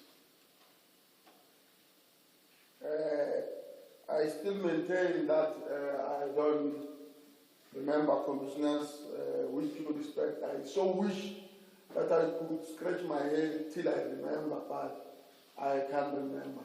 Okay, thank you. Witness F. Witness F, I'm going to go to a different topic. In your application for a postponement that we heard last week, you said you could only sign the application on 28 January because you weren't available on 27 January as you had to collect a suspect in Venda for Musina case 210/09/2022. The charge was cash in transit. You recall that? That's correct. Can you describe to the Commission what this case is about and who the suspects are? Commissioner, the case is about cash in transit, position of hijacked motor vehicle, position of unlicensed firearms, and ammunition.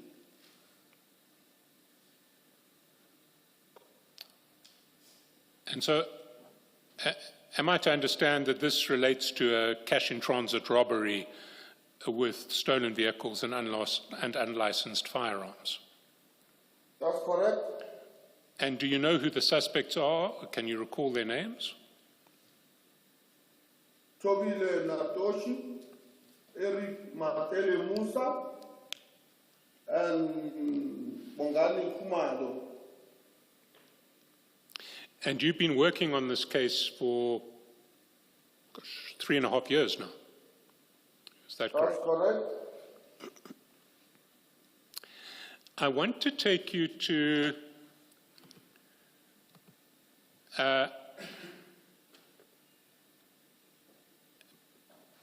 page 184 of the annexure bundle.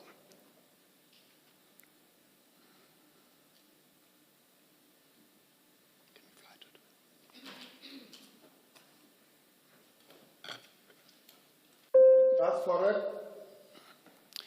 And what we see in page 184 of the annexure bundle is a document that you have prepared called Application for Fingerprints Identification as per Musina case 210/09/2022. Hereby apply for investigation of fingerprint comparison investigation as per following bag number, and you give the bag number, PW 4084-1044. Therefore, I request LCRC to investigate further the matters due to appear in the Polokwane High Court on 20 June 2024. I further request that this matter be investigated by Warrant Officer S. Motau, and you give his postal number, as he has previously investigated our cases positively. You make the specific request for Warrant Officer Motau. What previous cases had you worked on with him, and what positive results had he produced?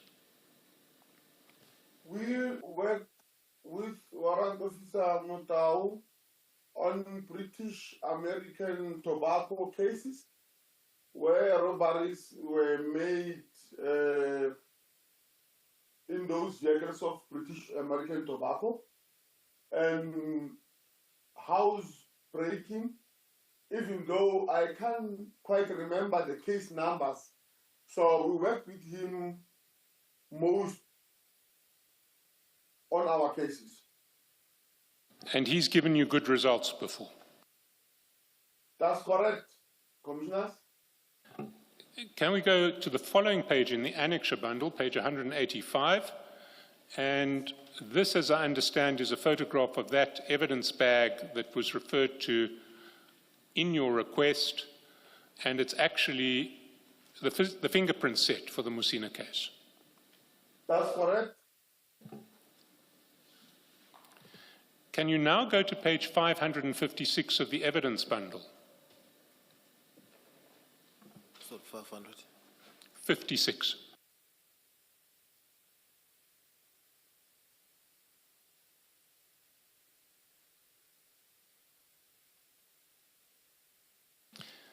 And you recall that that application that you made was on the 7th of June.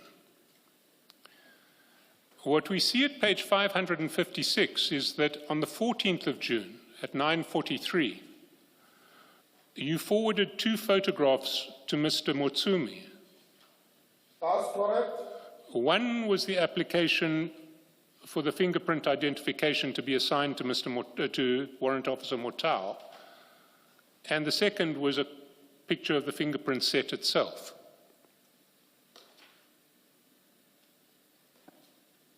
Is that correct? That's correct.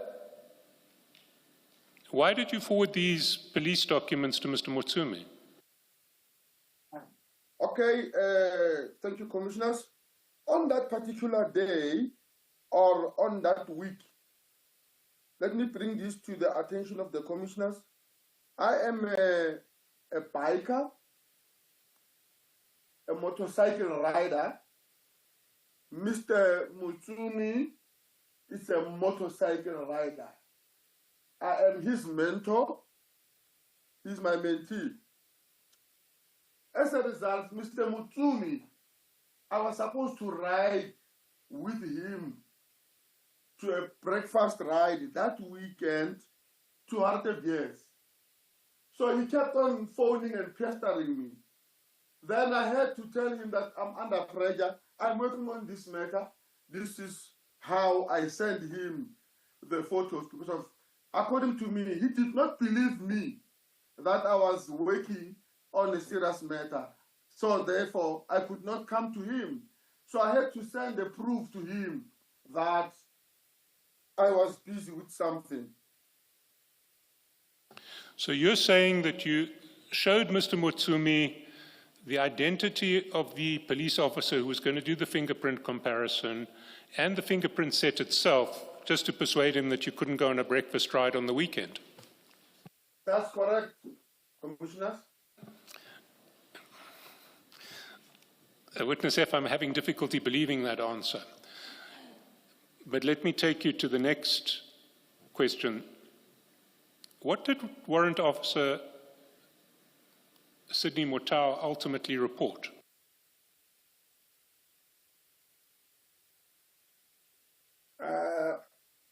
I think the results were negative, but the report is inside the docket. The docket is in High Court, Polokwane, as we speak. The accused persons are still in custody. But the report of Mr. Motau is inside the said docket. I can refer to it if maybe given a chance. Currently, the docket is in High Court, Limpopo.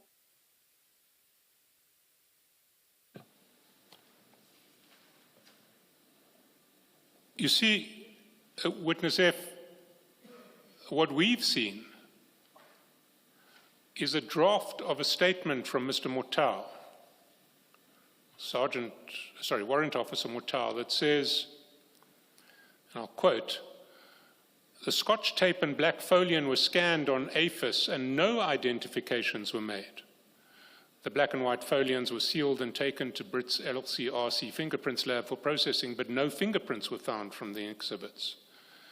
The exhibits were sealed in bag number PW3000, gives the number, and handed back to yourself for safekeeping on the 8th of July. So what this draft statement that we've seen on your phone says is that on the 16th of July, you forward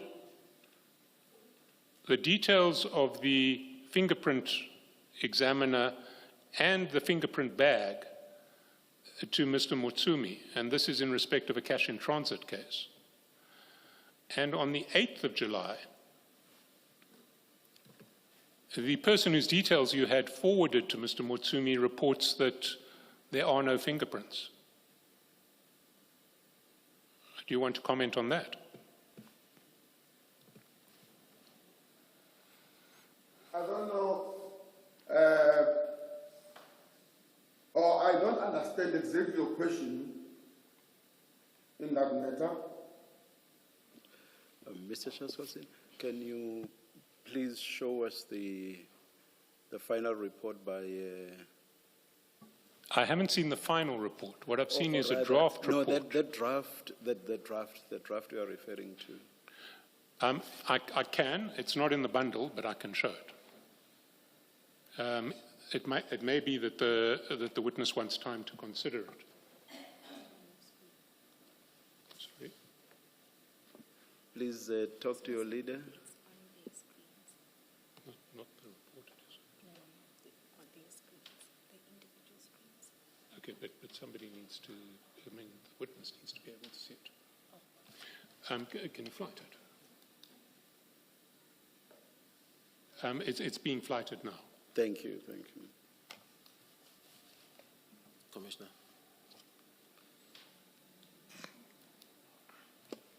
Yes, Mr. Ngwanda. Is the witness going to be asked about a document he has never seen before? Well, it's not that he's never seen it before, it's that it wasn't in the bundle. But he doesn't need to answer questions on it now. We would just like to display it now. If you cannot answer, you can address it later, but I don't think anything stops us from having a look at it.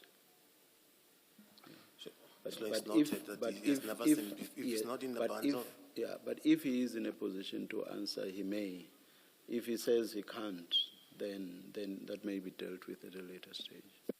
Accepted, Commissioner. I'm just saying that if it's not in the bundle, it simply confirms that he has never seen it because he doesn't have it.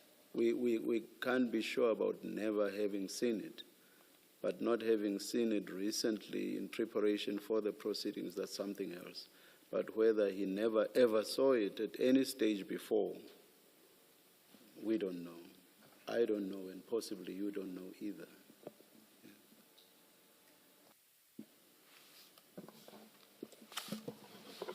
Mr. Chaskasen, where do we see that what is on the screen is related to your page 184 and 185? Because there are no, it is redacted to what is on the screen, so there are no obvious identifiers that link the two documents, the three documents.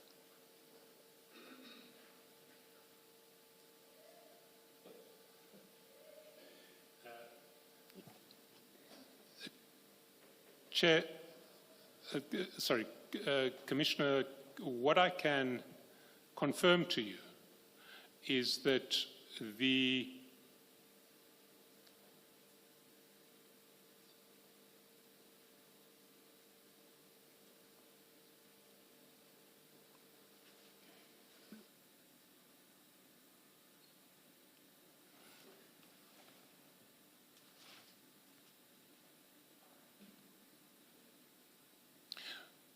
well, let me check this. Let us come back to this. Let us return these documents. Let us make these documents available, and we will come back. But what you do recall, Witness F, is that the finding that was ultimately made was negative.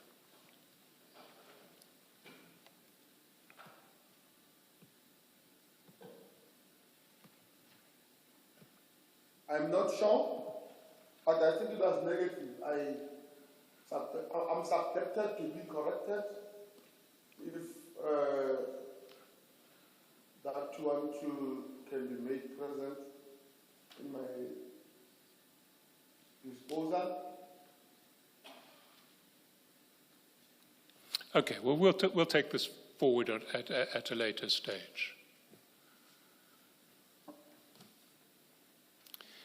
Mr. Chaskasen, I would have asked a question relating to the same topic at 556, but if you are coming back to it, can I take? Sorry, I'm saying this page, these documents at this letter and evidence bag, I was going to ask questions about them, but if you are coming back to the topic, I'm happy. Commissioner Baloyi, I'm happy for you to ask your questions now. It's not going to interfere with me when I come back. All right. Witness F, this R. Steve Mswazi, in brackets, is he a member of the SAPS? He is not, Commissioner. Okay. Now, if he's not a member of the SAPS, why do you share with him SAPS property, the letter that you wrote requesting that Warrant Officer Mutau be the one responsible for the matter?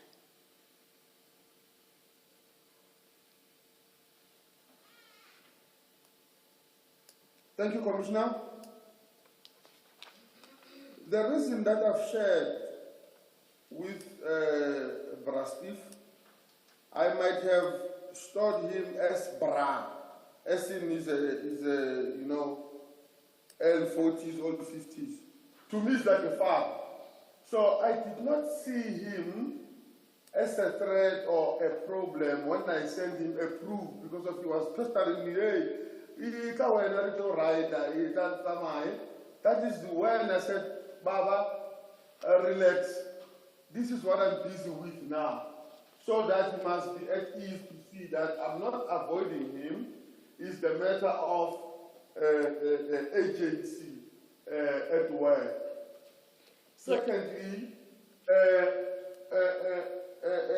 Bob R. or Brastif has no interest in these matters. He does not even know the people who are arrested there. It was just me sending to him and say, Baba, relax. I'm coming. I'm still under pressure. Thank you, Commissioner. But you see, your answer doesn't doesn't square up. Your letter is on the 7th of June, and all it says to somebody on the 7th of June is that you want the fingerprints to be taken, I think that's what it is, to be checked, and then you state who is supposed to do that, and that's on the 7th of June, and then you forward this letter to Steve, on the 14th of June. So you forward it 7 days later. It doesn't tell anyone that you are busy with this matter. You've written the letter, you've finished. Well, what is he supposed to make of it? Supposed to make Steve to relax. I was, in a way, assuring him that I can never avoid to come and ride with me, even though I sent it 14 days or 7 days after. It was in that fashion that, Baba, relax. I'm busy with my work. No, you're not busy writing the letter on the 14th, Witness F. Please try and think harder about the kind of answer you want to give us. It's false that you sent him a letter dated the 7th on the 14th so that you can show him that you are busy with this matter. That's false. That's not the only matter on your desk for sure. I can suggest that. So it is false, the answer that you are giving us. You have two options. You can rethink your answer or say to me, well, you stand by your answer even though I say it is false. Please don't repeat it.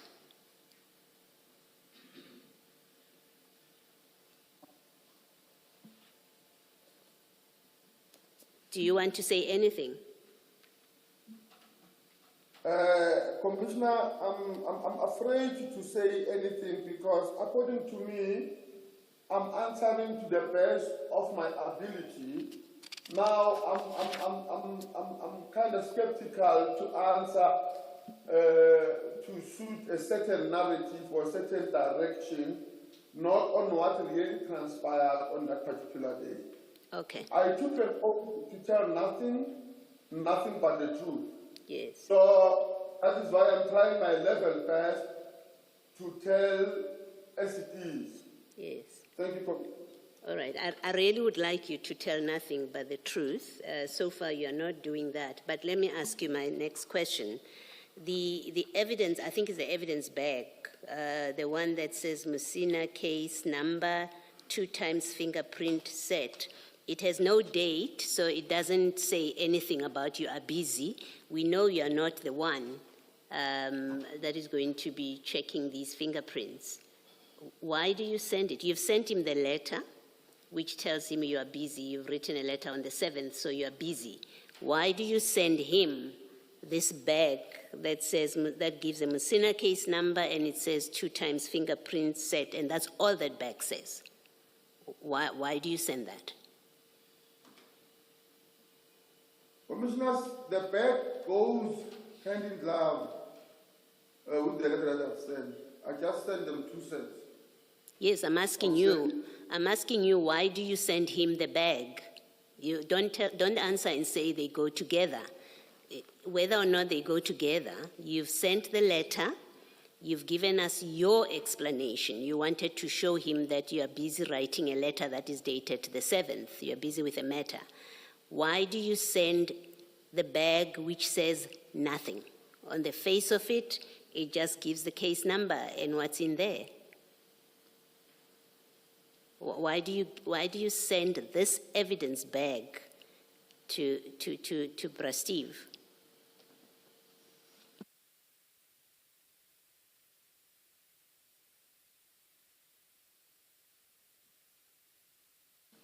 Witness F, do you have an answer or not to my question?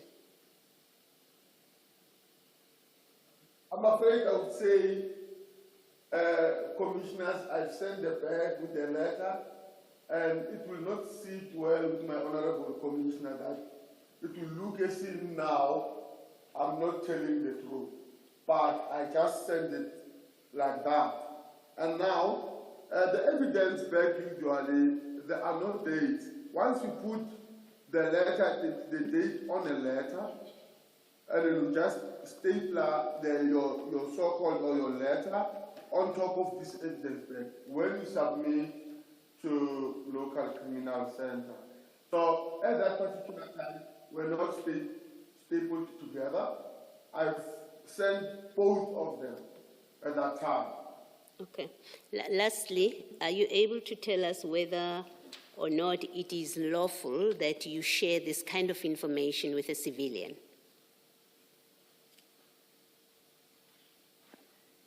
I think the lawful, according to my little knowledge that I have, not that I'm making an excuse,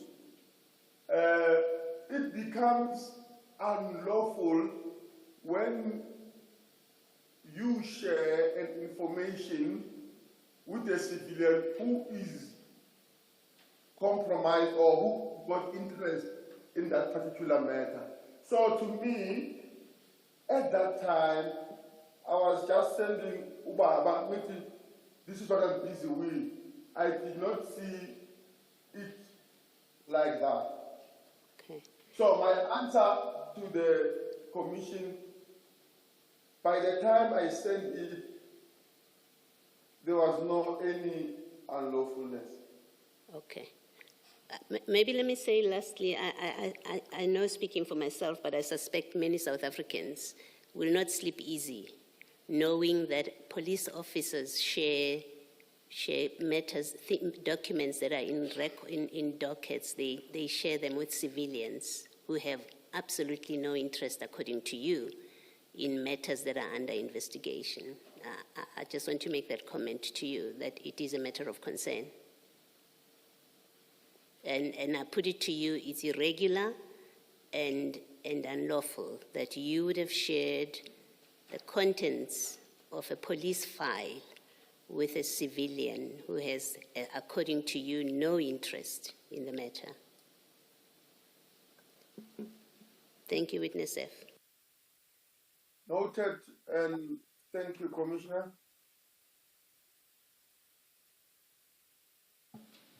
I now want to go onto a different topic involving Mr. Motsumi, and it's going to involve flipping between a series of chats between yourself and Mr. Motsumi that start at page 554, and some parallel chats between yourself and General Sabia that start at page 224. So can I ask you to start at 554, but if you've got a post-it stamp or something that you can just mark that page when I ask you to go back, you keep it marked, because we're going to be moving backwards and forwards between these pages. Our desks are a bit cluttered, so do we need to put some of the files away and focus on one for a moment, and then? I think for now, it will be both exhibit files. Okay. Are the ones that we will be going through. And you referred us to 554 and 22 something? 224 Thank and you. 554.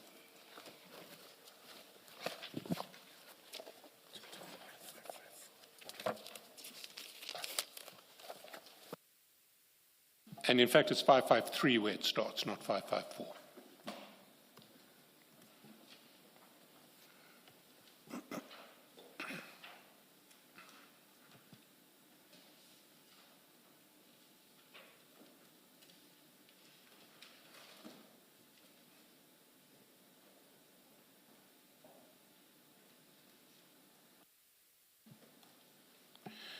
And there you will see that at page 553, Mr. Motsumi called you at 13:51, sort of 9 minutes to 2 in the afternoon. If you jump now, I'm sorry, we're talking about the 5th of June 2024.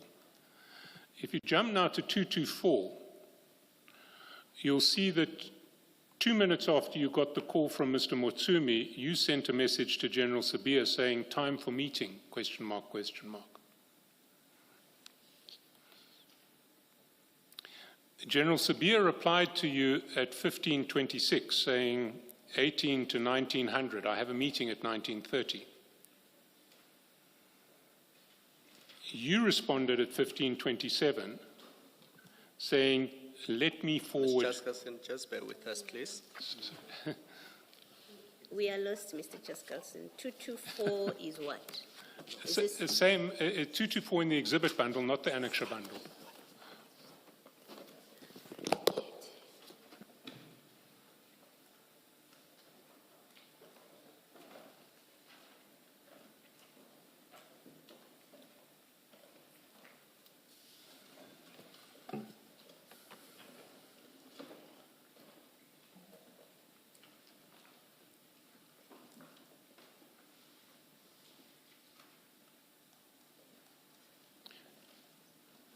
.224 and 553, you say? 224 and 553 is where we start.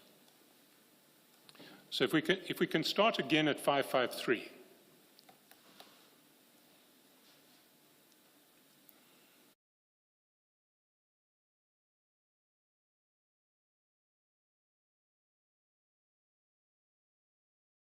That WhatsApp messages presented at the Madlanga Commission over an arms deal are between him and the late former Deputy President.